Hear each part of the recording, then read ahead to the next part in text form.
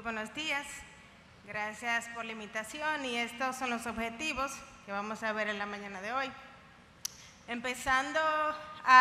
Vamos a empezar hablando sobre lo que conocemos de la enfermedad hepática grasa no alcohólica, que hígado graso histológicamente es un infiltrado graso en el parénquima hepático, que es la alteración hepática más frecuente en la infancia. Aquí es importante resaltar que la infancia se puede asociar a una mayor influencia genética, por lo que hace más sensible al niño a los factores de riesgo, por lo que en el niño se necesita siempre un enfoque más detallado.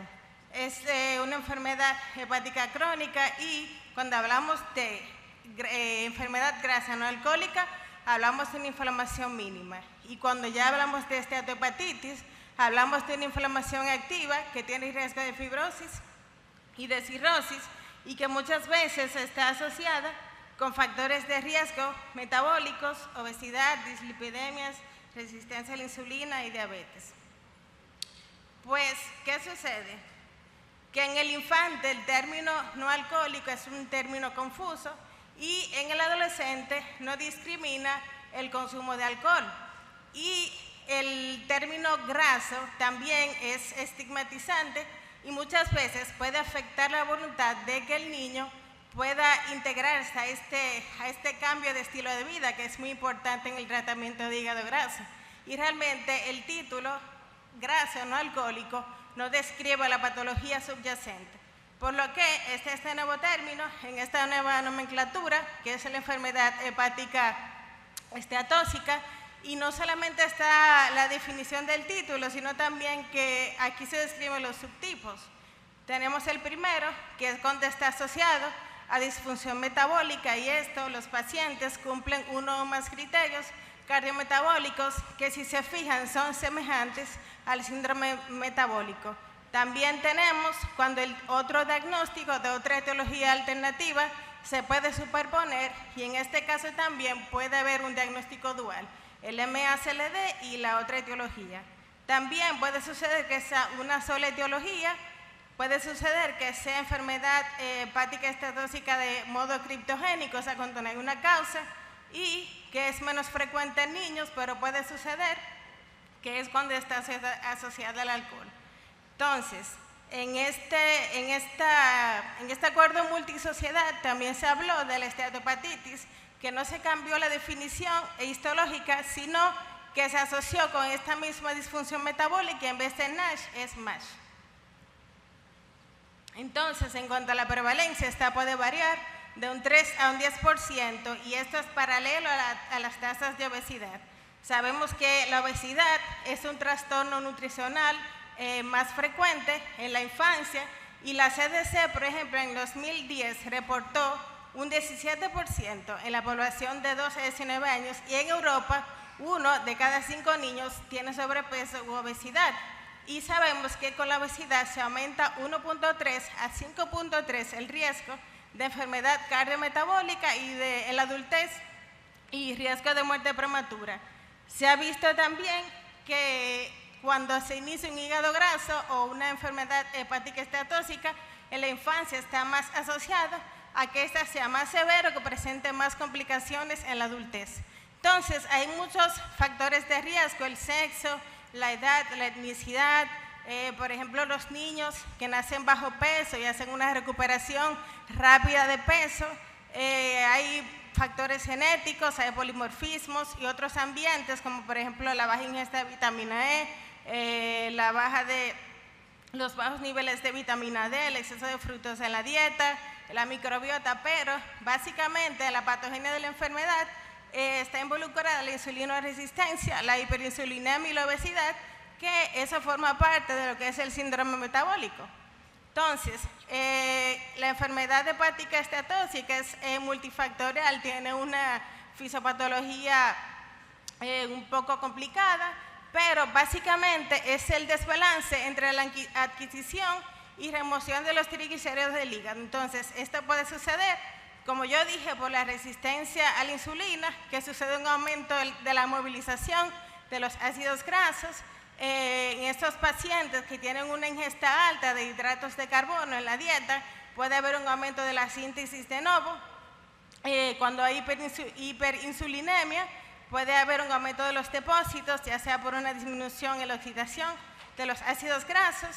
Hay una disminución en la síntesis de lipoproteínas y de su excreción al torrente sanguíneo. Entonces, cuando empieza esta acumulación de triglicéridos, pues sucede lo que es el primer impacto. El hepatocito entonces se hace más sensible a que suceda el segundo impacto, y cuando hay esta acumulación de lípidos que se hace tóxica, entonces se desatan fenómenos de estrés oxidativo crónico, donde se estimula el factor de necrosis tumoral alfa, radicales libres de oxígeno y fenómenos necroinflamatorios que pueden desencadenar en esteatohepatitis, fibrosis, cirrosis y hasta un hepatocarcinoma. También recientemente se ha hablado de los niveles bajos de la adiponectina, que está relacionada con esta insulinoresistencia. Entonces, este es un paciente que puede no tener manifestaciones clínicas, pero puede también tener una variedad de manifestaciones. Generalmente podemos encontrarnos con la sospecha de estatosis hepática de forma incidental, un paciente que va, por ejemplo, por un dolor abdominal, o que va por obesidad o por alguna comorbilidad de la obesidad, o por ejemplo puede sospecharse en algún paciente que tenga elevación de las aminotransferasas o imágenes anormales, y entonces esto nos lleva a la sospecha de la enfermedad hepática esteatóxica. Es importante que en el paciente delgado, que no tenga ningún riesgo cardiometabólico, descartar una causa monogénica de la enfermedad. Entonces, es importante en todos los pacientes que se tenga la sospecha, se haga una investigación de primera línea. Y por esto, en esta nueva nomenclatura, pues esta investigación de primera línea se hace descartando banderas rojas y criterios cardiometabólicos. ¿Qué sucede? Cuando el paciente tiene una lesión hepática temprana, existe el riesgo de que de forma también temprana haya un progreso a fibrosis, cirrosis. Por eso, en todo el paciente obeso se debe evidenciar esta enfermedad para poder evitar complicaciones futuras, tanto en la infancia como en la adultez temprana.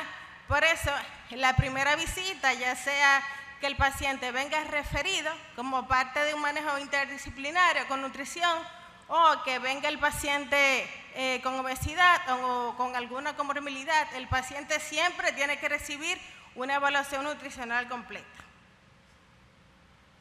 Entonces, en esta evaluación, pues tenemos que reconocer que la obesidad abarca muchos aspectos, tanto biológicos como psicológicos, culturales, y que todo esto tenemos que tomarlo en cuenta para hacer la evaluación y también el tratamiento. Empezamos con el ABCD de nutrición, la anamnesis. Muchas veces a una simple inspección el paciente podemos ver la obesidad.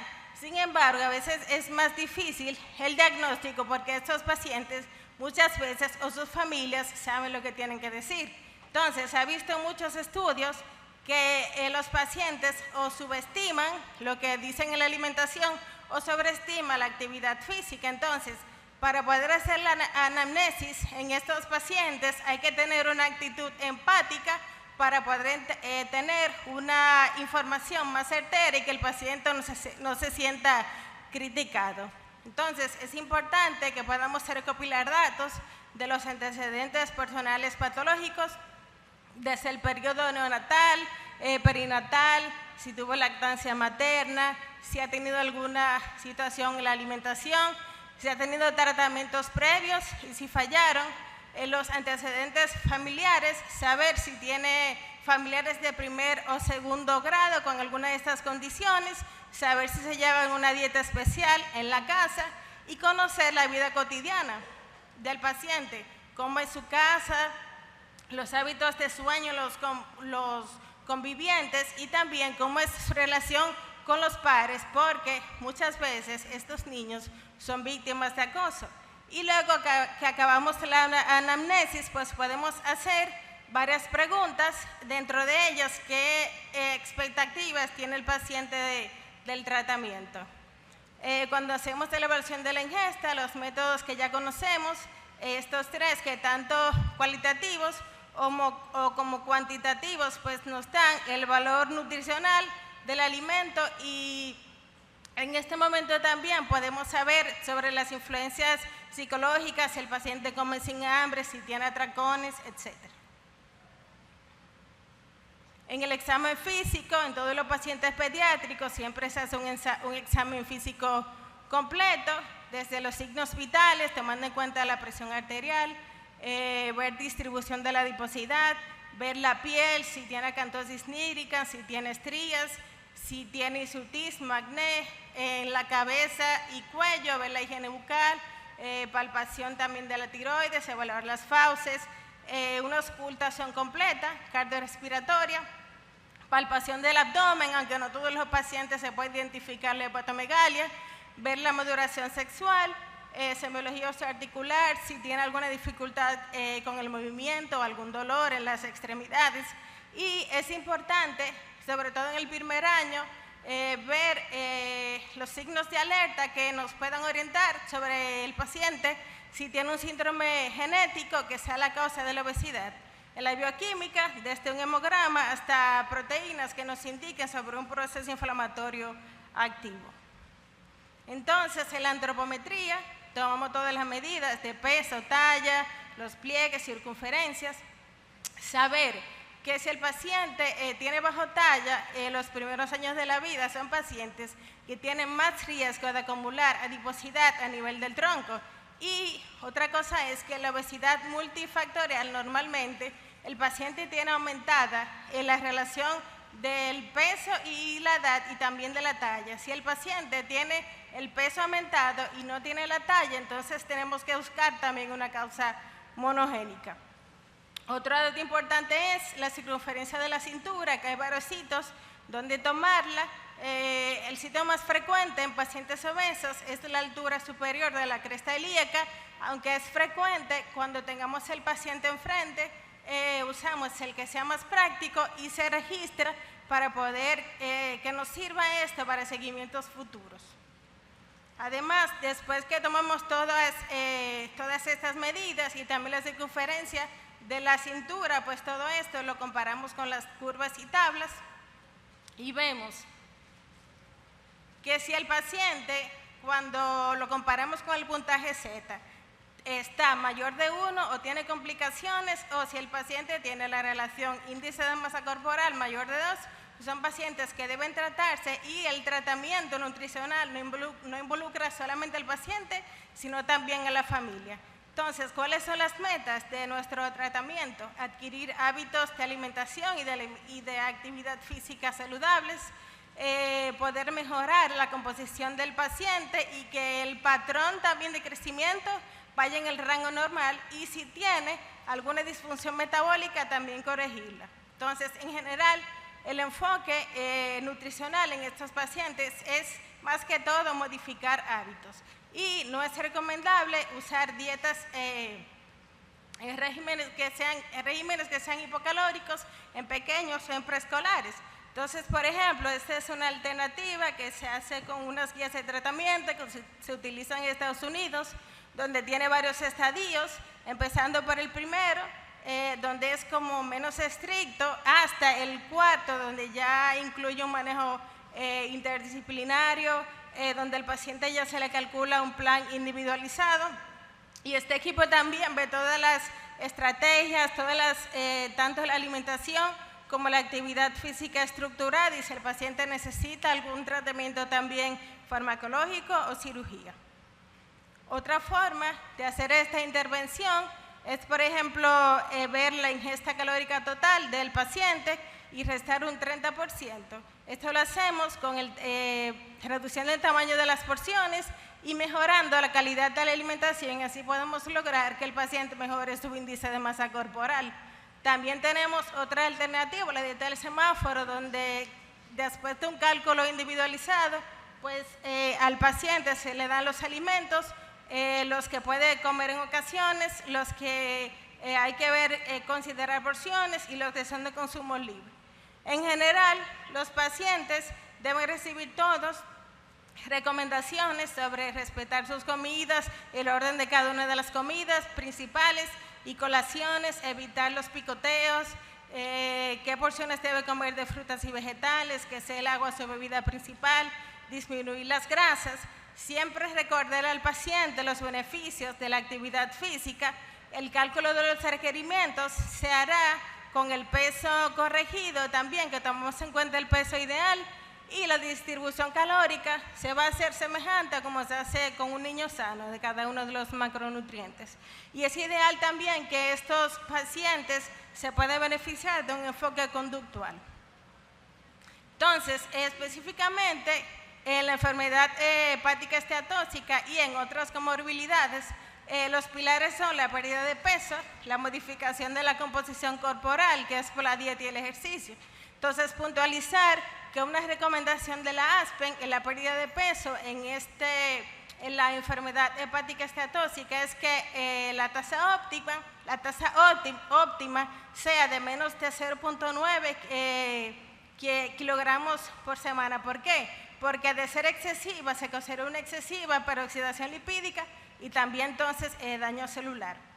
Y en este caso los beneficios puntuales de la actividad física que evita la progresión de esteatosis a esteatohepatitis, disminuyendo el aporte de ácidos grasos, disminuye el estrés oxidativo y la inflamación.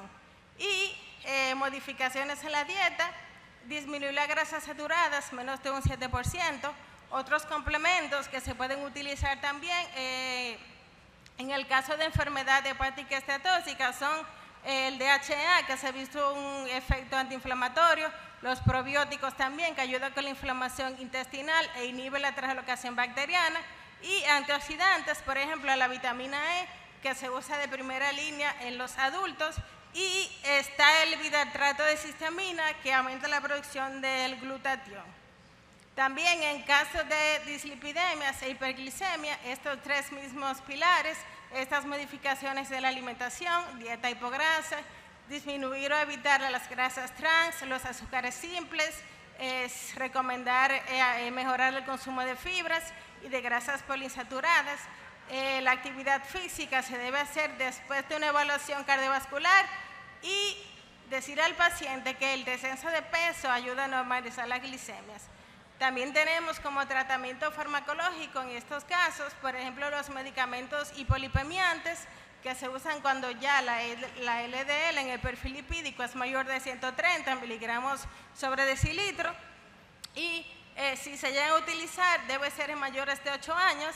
Y está también la metformina, que es un insulino sensibilizante que ayuda a disminuir la hipertrigliceridemia, aumentar la HDL, mejorar la perfusión periférica, está aprobada para su uso a mayores de 10 años.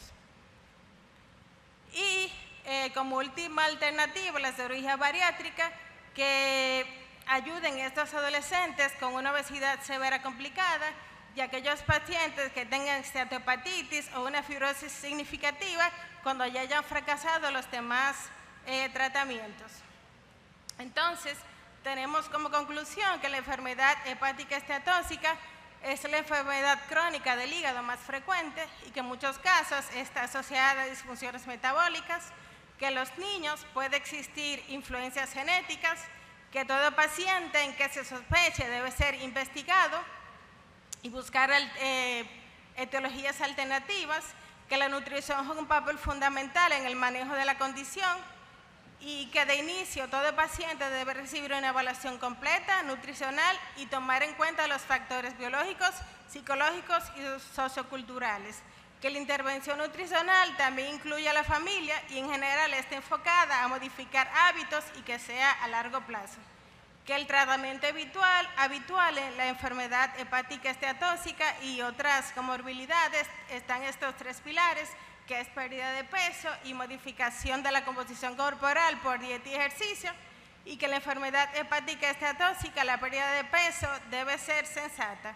En general, permite la solución de los efectos deleterios que son consecuencia de la obesidad, que son la sobrecarga mecánica y el impacto metabólico.